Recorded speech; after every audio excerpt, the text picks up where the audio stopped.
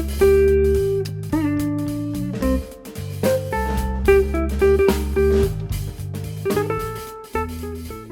folks, welcome. My name is Emily and this is 108 Stitches, which is a mostly knitting video podcast, but sometimes I will talk about other crafty things that I'm up to. Talked a little bit about weaving last time, sometimes sewing, some other stuff, and I also sometimes talk a little bit about baseball as well, hence the name 108 Stitches, which is the number of stitches in a baseball. So again, my name is Emily. I live in Seattle, Washington with my husband Nofus and our pup Norman, who sometimes makes an appearance as well, although he looks pretty cozy this morning, curled up in his bed. So we'll see if we hear from him at all in the next 20-30 minutes or so. But thank you so much for tuning in. The lighting is much better than my last episode. If you watched that one, it was a tough one with the sun setting at like 4:30 now in Seattle. It's really hard. Basically my only option is to record on the weekends, so I can't really record after work anymore.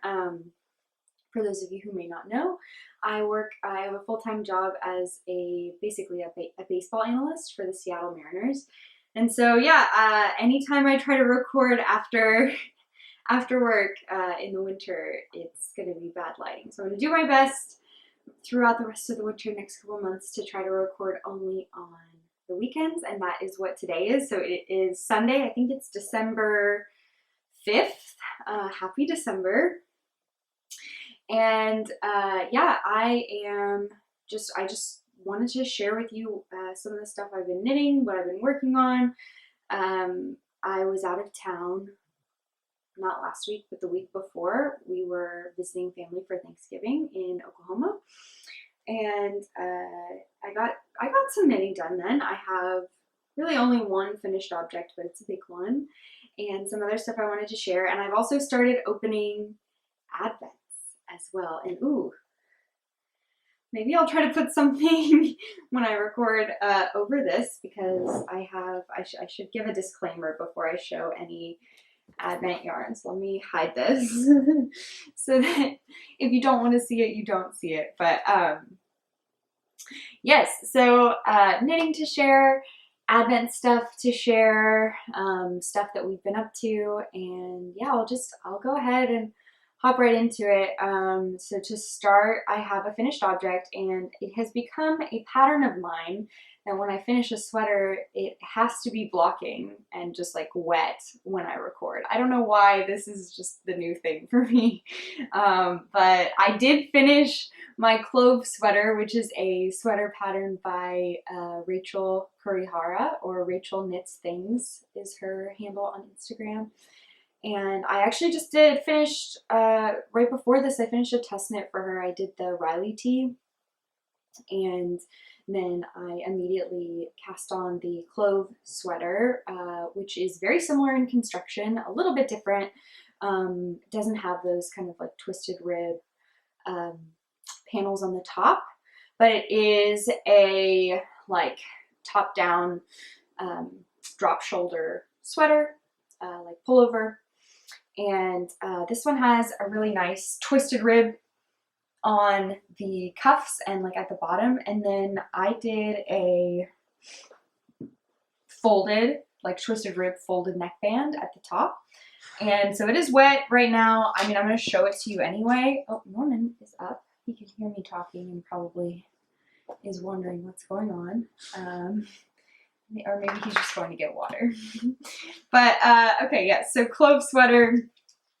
I usually wrote down all the information. I'm going to do a better job. I have a goal that I'm going to do a better job sharing all the information of the patterns that I knit. So normally I just like start talking about them, and I forget to share the size that I knit and like the fiber content of the yarn that I used and the needle size and all of that. So I'm going to do better. So today I start doing a better job, but first let me show it to you. So this is wet. It's definitely wet. You can see how like heavy it looks because it's wet. But this is the Clove sweater by Rachel. Rachel Knits Things. And okay, let's go through all of the information. So 1, the size that I knit the second size, which is the extra small.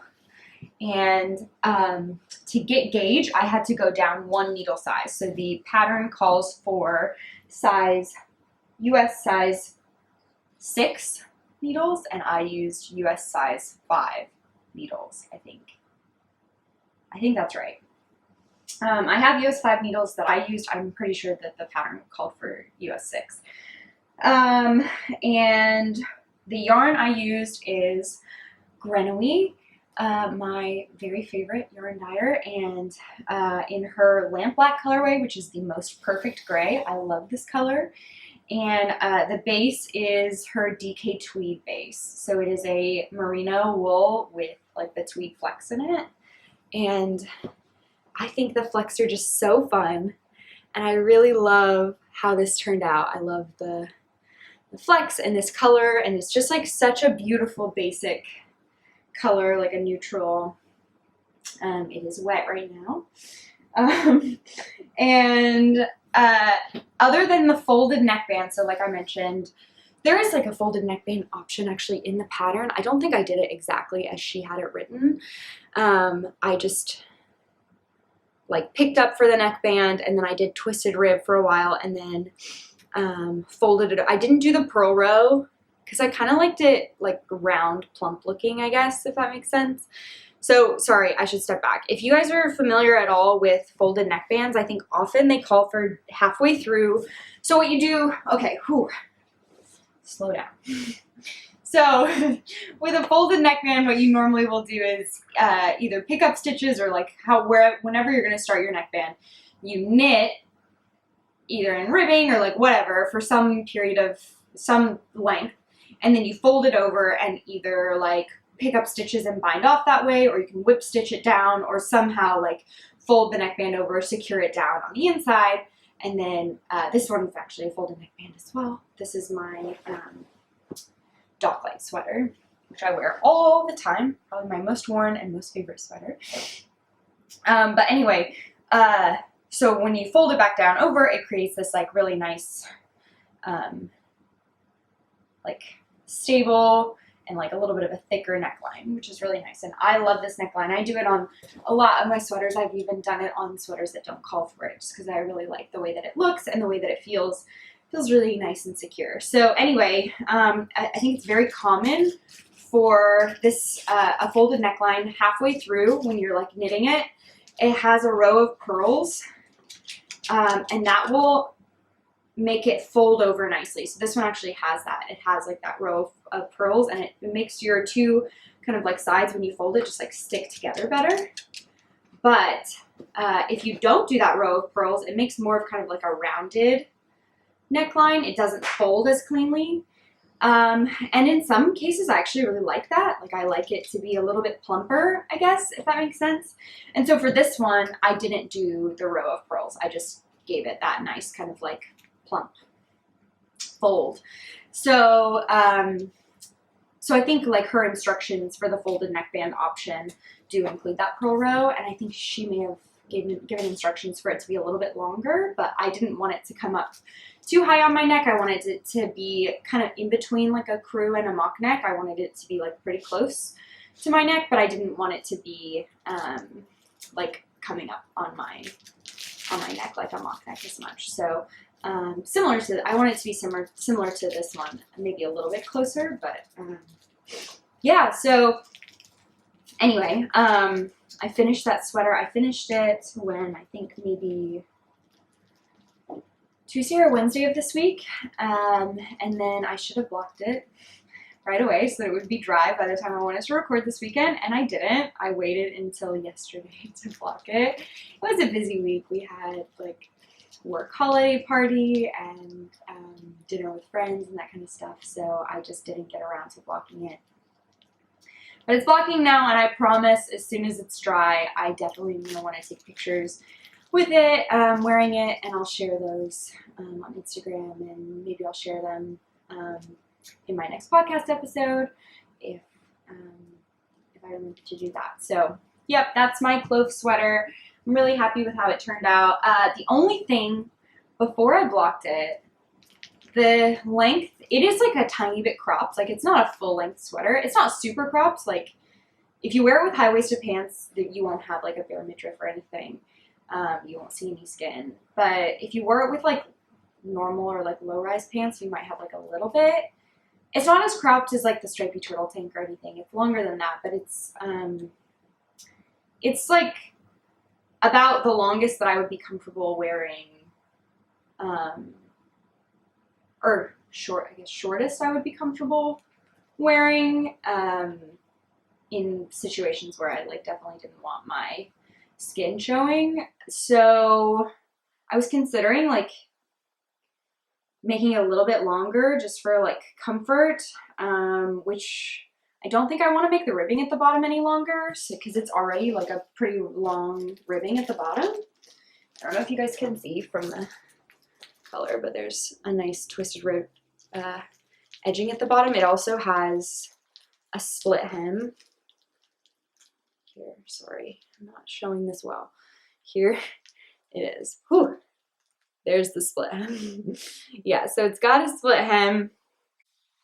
So my sides are, I guess, a little bit more kind of exposed. Anyway, I wouldn't want to add more length to the ribbing. So what I probably would do is rip out the ribbing and then add to the body, like to the knitting before. Sorry if y'all can hear Norman's crinkly toy. He got a new toy in a bark box that my mom sent him, and he has been obsessed with it. Anyway, sorry, distracted. And yeah, so I wouldn't want to add to the ribbing. So I couldn't just rip out the bind off and then add. I would want to rip out all the ribbing and then add to the body and then put the ribbing back in. So I'm not sure. I decided what I would do is block it first and then try it on and see how I feel about it. And if I feel like it's still too short, then I probably will rip out the ribbing.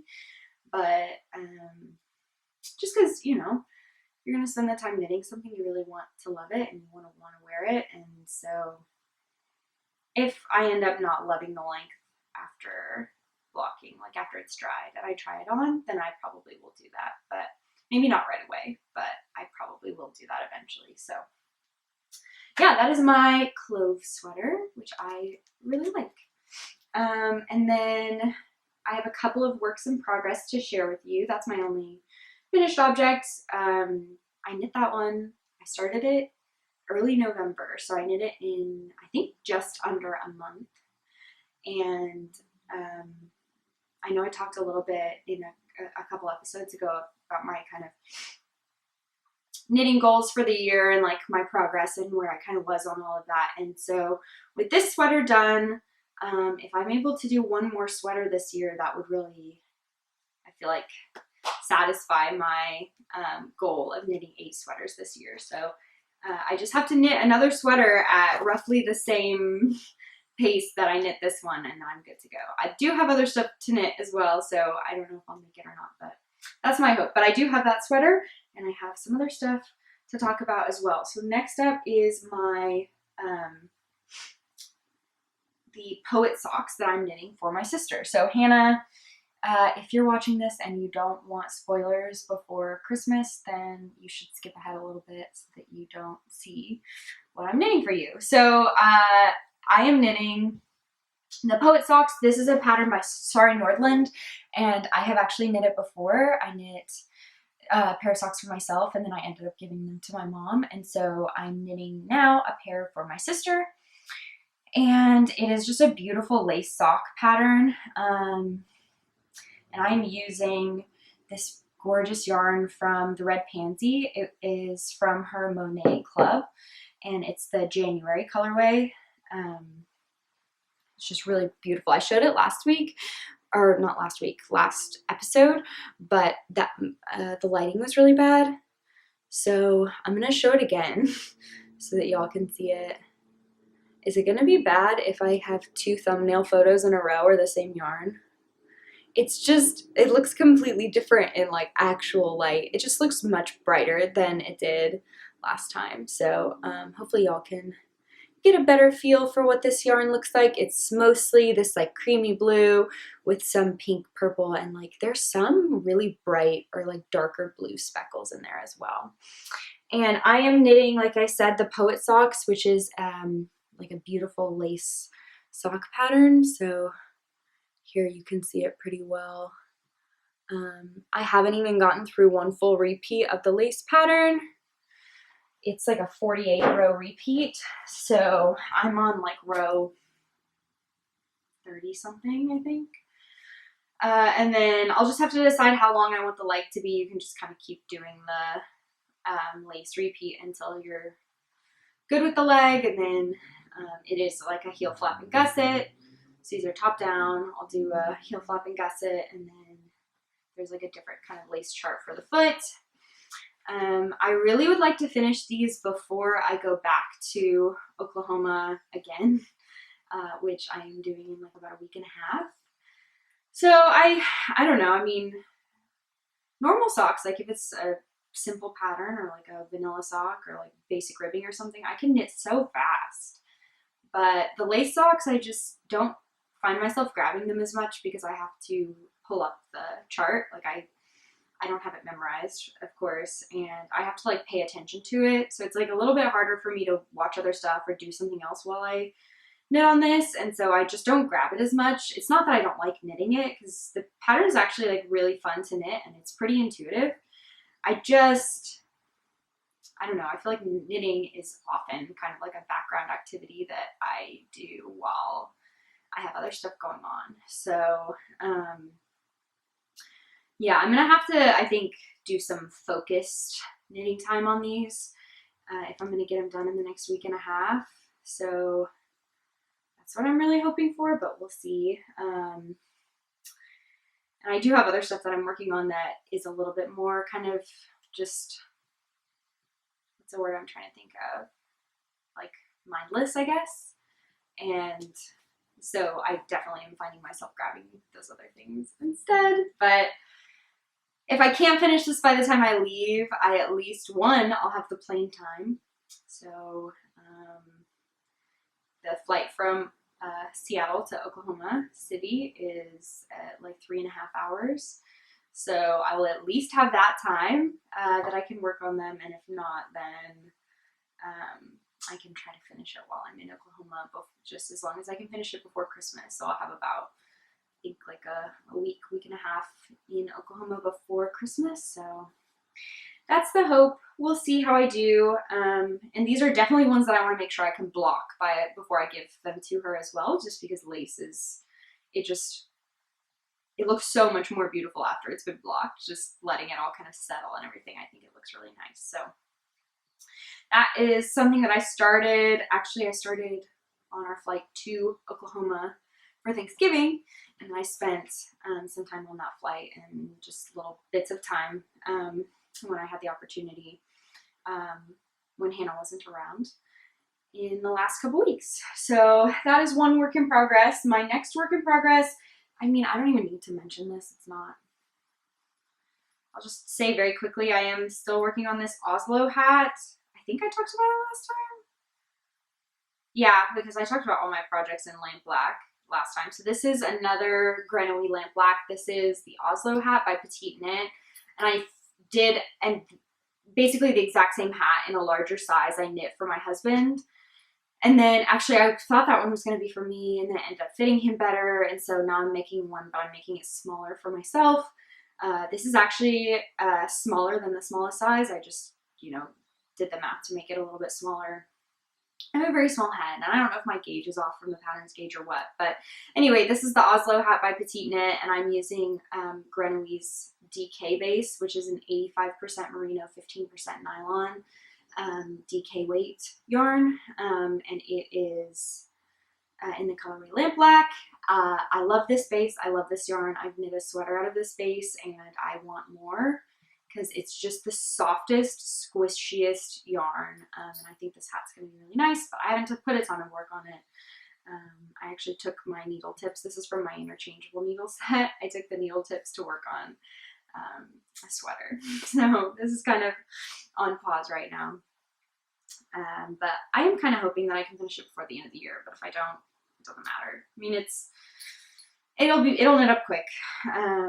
So yeah, that is my second work in progress. And then my last work in progress is the sweater that I have been working on. So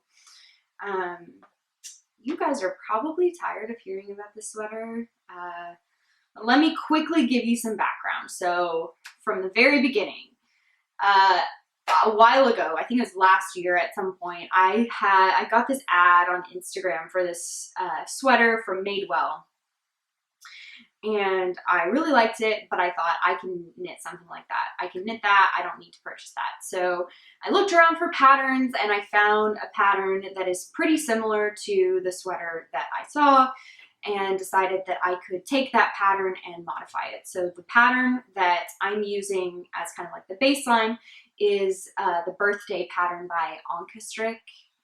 ANKESTRiCK, I don't know how to say that. I should probably learn that because I've had to say it enough times on this podcast. And it is basically a half brioche stitch, or like fisherman's rib. And it's a raglan, and it has these like kind of thick raglan, thick is not the right word. Like the raglan sections are bigger than just a couple stitches. It's kind of like a larger raglan section here, and on like the back as well. And then the original inspiration photo or inspiration sweater had a mock neck and also had kind of like mirroring like design at the bottom as well to make kind of like almost like a diamond. And I don't think I'm going to do that bottom part. I think I'm just going to do the like raglan part. Anyway, I did modify the pattern to add like a mock neck. So, okay, so my plan was to take this pattern, modify it for a mock neck, and knit it. I started this sweater earlier this year. I don't remember when. I think like late summer, early fall. And I knit the entire body of the sweater, and it came out massive. And I realized that the reason that happened is because yes, I did knit a gauge swatch. I did not pay attention to that gauge swatch in the slightest. I did not measure it. I did not think about it at all. I just knit a gauge swatch and was like, all right, ready to go. And then just like used the pattern or the size in the pattern that I would have if I'd gotten gauge, which I very much did not. I did not get gauge. My gauge was very much off. So I decided, rather than like trying to shrink the sweater or like just finish knitting it and it be way too big and like wearing it as kind of like a cozy sweater or like trying to give it to someone else, it was kind of weird because the neck was the right size, because I like actually paid attention to that when I was doing the modified part. So I like raised the neck and did like a modified like mock neck, and the neck fit properly, but it got like weird and bunchy here because it just got really big on my shoulders. So like I think even if I had tried to keep it or give it to someone else, it just like the sizing was going to be weird. The proportions were weird because I screwed up and I did a weird job. So anyway, I decided to rip the entire thing out. All of the work that I did on that sweater. And if you all watched the podcast where I talked about this and have been with me since then, you probably remember that that was quite a heartbreaking and difficult thing to do. But I decided I'd much rather be happy with it, of course. So ripped it out. I cast it back on. I don't remember when. It feels like a couple months ago maybe. And then I kind of stalled out because I did like the Riley T test knit, and I had other sweaters and other stuff that I was working on. I was really focused on the Luminaria shawl for a while, and I knit on that a ton. And so I stopped it partway through the raglans, and I actually picked it back up a couple days ago. After I finished my Clove sweater, I decided this is going to be my last sweater of the year. I'm going to finish it, and I am hopefully going to love it. So what I ended up doing is my gauge is so off that I actually, normally what I do, and I think I talked about this in a previous episode, so if you want to hear more about it, I'm sorry, I don't know which one, but maybe just watch all the episodes. I don't know. But something that I think is pretty common that I do a ton, and I think other people do as well, is like if my gauge is off and I really like the fabric that my gauge, like that I made with the needle that I used for my gauge swatch, what I'll do is rather than switching needles to try to get gauge better or like switching yarn, I'll just knit a different size and do the math to figure out which size with my gauge will get the intended kind of like ease and body size that I want for the sweater. So unfortunately, my gauge is so off, and I was close enough to the small end of the sizes to begin with that I can't do that here. I can't just knit a smaller size and get the right size garment. So I am now doing more modifications to this sweater to make it what I want it to be and to make it fit and everything. So I am knitting, I'm starting with the modified mock neck, and then I'm going into the raglan, and I have to do like extra increases to get to like where the pattern actually starts. Then I'm doing the raglan for the smallest size of the pattern, but I'm not doing the full set of raglan increases, because if I did, it would get too big again. So I'm doing fewer raglan increases, and I may like spread them out a little bit differently, or like go a little bit longer before I split for the sleeves, just to make sure that it's not too shallow, since I'm not doing as many raglan increases. And then the body, I just did the math to make sure that I have the right number of stitches at the body that I'll have the ease that I want. So that's where I'm at. I have done, I'm partway through my raglan increases. I'm sorry it's on a small needle, so you can't really tell. I have done more work than this looks like. It's just on a small needle, so it looks like I haven't done very much. But here it is. This is my sweater. More information that I need to make sure to share with you. The yarn I'm using is Rerum Natura Ulysse in the colorway Poivre Blanc, which is this beautiful kind of like creamy color with like little bits of gray in it. And again, I have talked extensively about this yarn. I love this yarn. I love this color. I love the way that it feels. I've talked extensively about it. If you go back to when I was originally knitting this sweater the first time before I ripped it out, I've got a lot to say about how much I like this yarn. It is like perfectly soft, but also has that like woolen spun feel, and I really like it. So I will probably use it again in the future for more sweaters.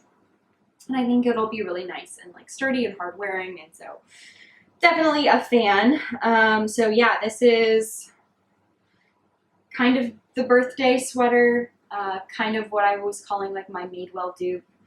And I am hoping that it'll go quickly and that I will have a sweater by the end of the year. But really, what I really want to do, make sure, is I finish these socks and this sweater by the end of the year. I've got like 25 days. What do y'all think? Can I get it done? It feels like it's going to be a sprint to the finish, especially because I'm going back in 10 days to visit my family, and I get less knitting done when I'm with my family. That's just part of it. I spend a lot more time interacting with them, and that leads to less kind of just sitting and knitting. So we'll see if I can get it done. If I can't, I'm going to try to be kind to myself, try to be easy on myself. But I'm still hopeful that I can. So anyway, that is what I'm working on right now. I also have some yarn that I wanted to share with you. So a little bit different from traditional acquisitions I have since it's December. I have Advent yarn that I want to share with you. So I'll give explicit spoilers before I start each one, but this is just a general, like, I'm going to talk about Advent yarn spoilers.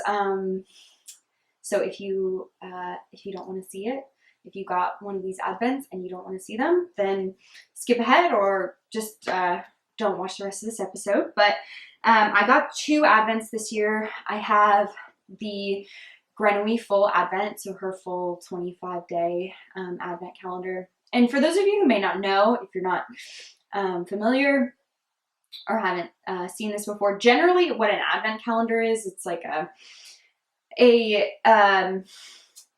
kind kind of like Christmas celebration. So starting on the 1st of December, as you lead up to December 25th or Christmas, there's like a little gift or some sort of small thing that you open each day of December until Christmas. And so there are common advent calendars that are like a chocolate advent calendar, or I've seen like tea advent calendars, or hot chocolate advent calendars, or there are like dog treat advent calendars as well. So like all kinds of things, and each day you just get like a little treat.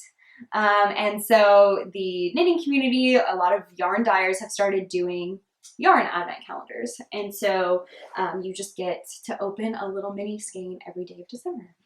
And so some dyers have done kind of like non-Christmas specific ones, like solstice calendars, or just like a New Year's countdown calendar that's all the entire time, entire month of December. Or I've seen like Halloween countdown calendars, or all kinds of other ones that are really fun. But I have a couple of advent calendars. So I got a full advent calendar from Grenouille, and then I also got her full advent calendar last year as well.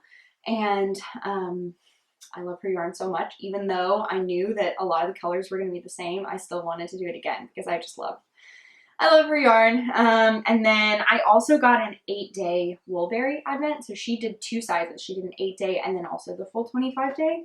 And I got the 8-day calendar, and I actually started opening that one on Thanksgiving, and I have now opened the whole thing. So first I'll show that one. So if you have the Woolberry 8-day advent, don't look at any of this because I'm going to show the whole thing. I'll show it in order though, so that you don't, you can stop looking whenever you, like if you've already opened it to a certain point or whatever, you can look at the beginning and then stop looking once I get to the point that you haven't opened yet. So the first day, let's see, the first day was this one, and it is called Sleepovers at Graham's. And Bethany did a really cool thing for her advent this year, which is that each colorway is inspired by holiday memories that people kind of submitted to her. And she picked some like accompanying inspiration photos, and then yeah, dyed yarn to match kind of like those memories. So I thought that was really sweet. And this one is called Sleepovers at Graham's. It's like a really nice pink color with like these brown and like darker bits in there. And this is, yeah, so she uses for the advent her 80/20 merino nylon base, and each mini skein is 20 grams. So I have that one as day 1. And then I'm about to show day 2. If you don't want to see it, then don't look. But this is day 2, and it is my favorite colorway of the whole thing.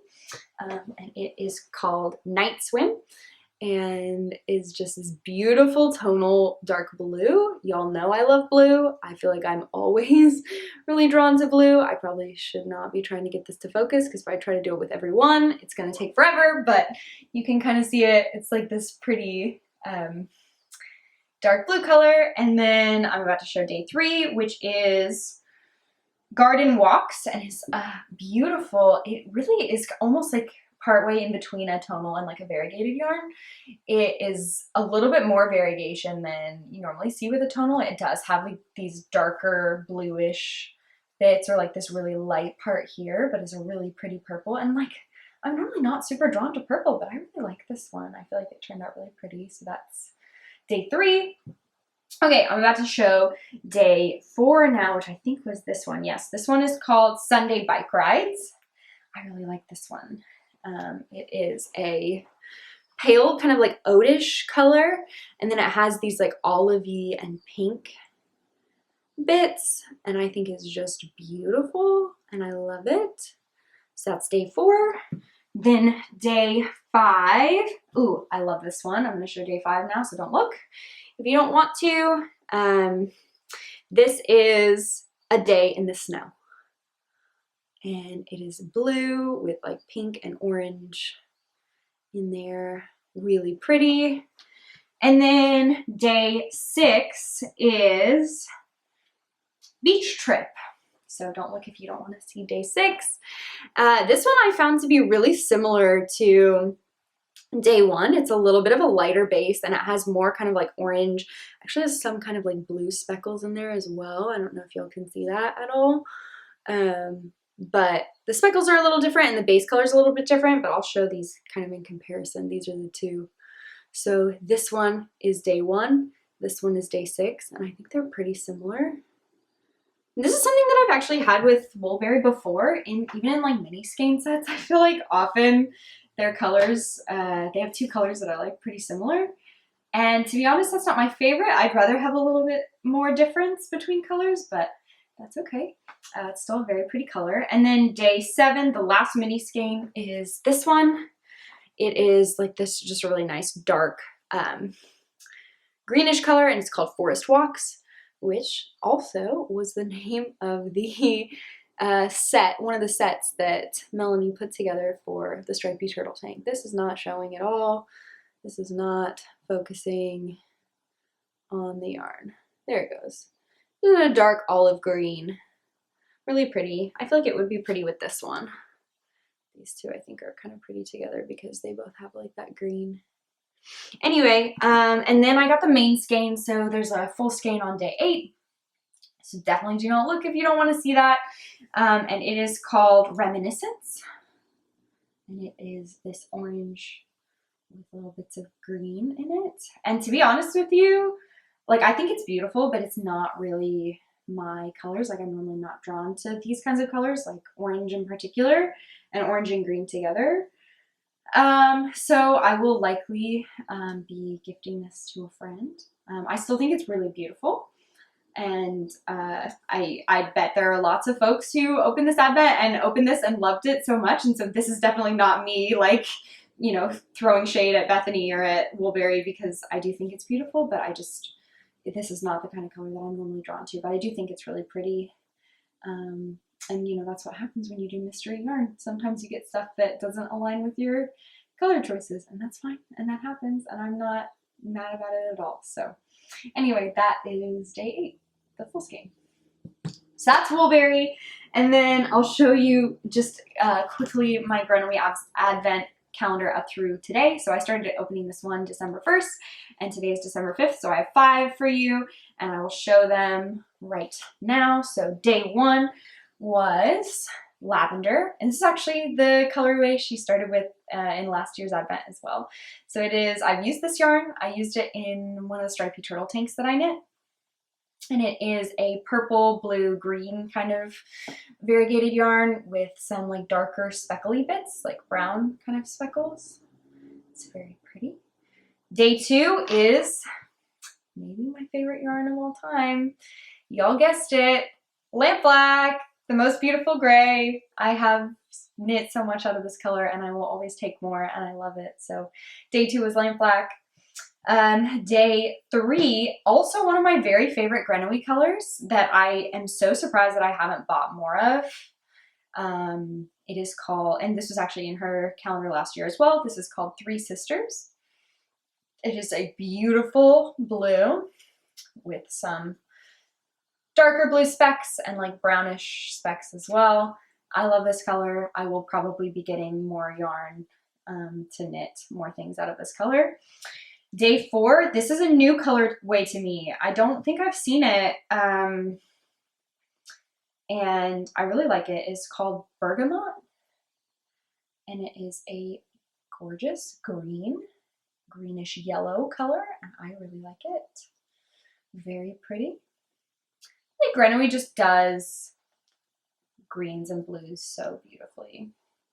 And then the last one that I've opened so far is day 5, and is Magpie, which is a color that was not in her advent last year, but is a color that I'm familiar with because I actually knit a pair of socks with this yarn, with this colorway, and I really like it. It's like dark black and blue, variegated. I don't know if this will focus. This is probably not worth me trying to get it to focus, but there you go. Yeah, no. So let me I should show all of these together. This is the Grenouille Advent so far. Here it is. And yeah, maybe I don't know if it'll focus or not. But that's the Grenouille advent so far. And then here is the full Woolberry. Let me try to get them in order. Beep, beep, beep.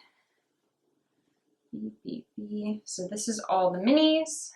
I really do like the minis. And this is the full skein. So that is all I have in terms of any kind of yarn acquisition or just like yarn that I have to share with you all. Have I bought any yarn? I think I've bought some yarn recently, but I don't have it here to share yet. So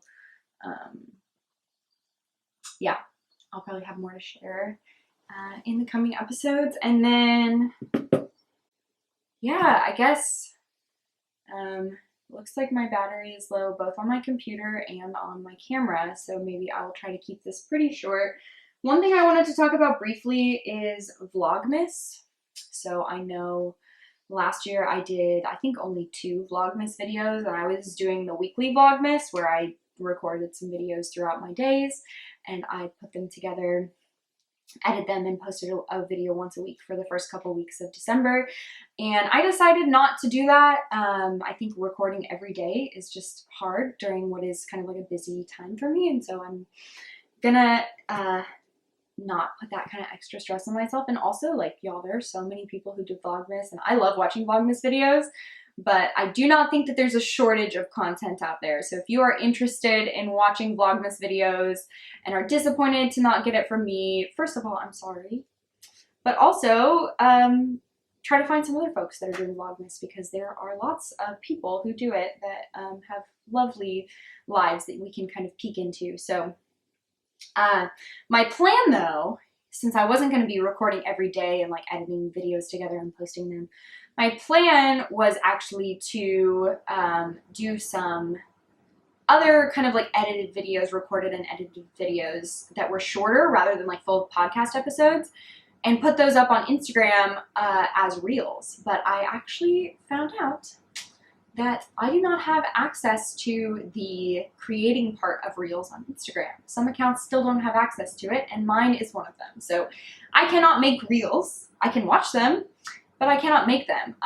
Actually, though, what is funny is that I have an Instagram account for Norman that I haven't used in a very long time, but Norman's account has reels. He can make reels, but I cannot. So I have one video that I've been working on, actually. I wore like handmade knitwear all of this last week, and I have kind of put a video together showing kind of like all my outfits, and I was planning to post that as a reel, and I can't do that. So I'm not really sure what I'm going to do, if I'll just post the video onto my grid and then like when reels become available to me, post it as a reel, or I don't know. I've tried tons of things to try to get it to work, and I have not been able to. So we'll see if I can make any progress on that front. And if not, it's not a big deal. I'm not super worried about it. So that is my kind of Vlogmas plan. I have some trips we went on that I was hoping to put together some photos and videos for, and like edit little short clips, just to give y'all a little bit of a snippet into some of the experiences we've had. So that's the Vlogmas plan. The only other thing, I'm really concerned about things dying. But the other thing I wanted to talk about is just briefly like our trip. We went to Oklahoma and had a great time.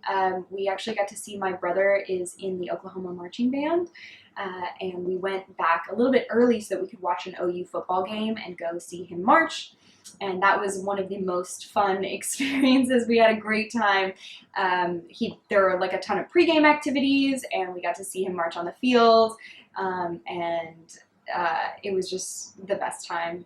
We really loved it, and going to an OU football game again was fun as well. So really, really enjoyed our time, and we're glad that we went. I'll try to maybe include some photos here of that if I have them. And then, yeah, we had a great Thanksgiving at home. Lots and lots of really yummy food. And then we came back here and actually did our own Thanksgiving last night, which was really fun as well. And I normally list a lot of the foods that we make, but I think if I listed everything we made, I would be here for like 20 more minutes because it was full Thanksgiving. So yeah, we made lots of good stuff.